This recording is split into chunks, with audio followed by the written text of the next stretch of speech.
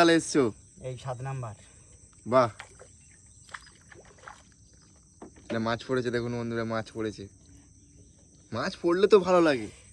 দেখুন বন্ধুরা, এই আমরা জীবিকা রোজগার করি, নদীতে যারা মাছ ধরে ওদের নদীর ব্যাপার, আমাদের এই মাঠের ব্যাপার।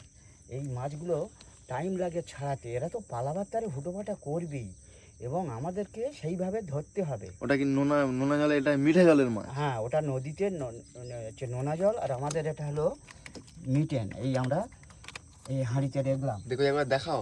এই যে দাদারা দেখুন সাইজ কীরকম। ও বাবা, আজকে তো বড় সাইজ পড়ছে। পড়েছে, মরে গেছে। বড় কই মাছ হচ্ছে, মানে কই মাছ দেখলে খুব সুন্দর লাগবে। দিশি কই আবার। হ্যাঁ, সব দেশি কই দেখা যাচ্ছেন বন্ধুরা।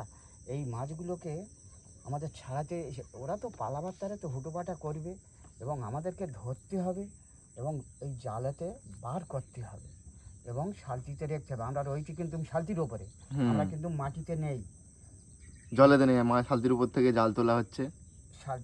শালতির উপরেই আছি আমরা, কিন্তু জলে পা ঠেকাইনি বন্ধুরা। দেখবেন তাহলে আমাদের হাত ব্যালেন্স রাখতে হবে এবং এই মাছগুলো ছাড়াতে দেরি হয় আমাদের। ওই জড়াবে তো, ওরা তো পালাবার তার চেষ্টা করবে এবং আমাদেরকে সেইভাবে আমাদের প্রস্তুতি নেওয়া আছে যে কীভাবে ধরলে এই জাল এই ছিঁড়ে বার করে দিতে হবে। বড় এই মাছটার দাম হবে অন্তত 1 পিস।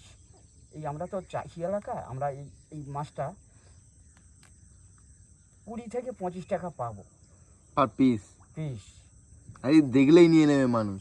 হ্যাঁ দেখুন, মারা গেছে কিন্তু চলে, এটা খাওয়া যাবে নাকি? হ্যাঁ, এগুলো সব খাওয়া যাবে।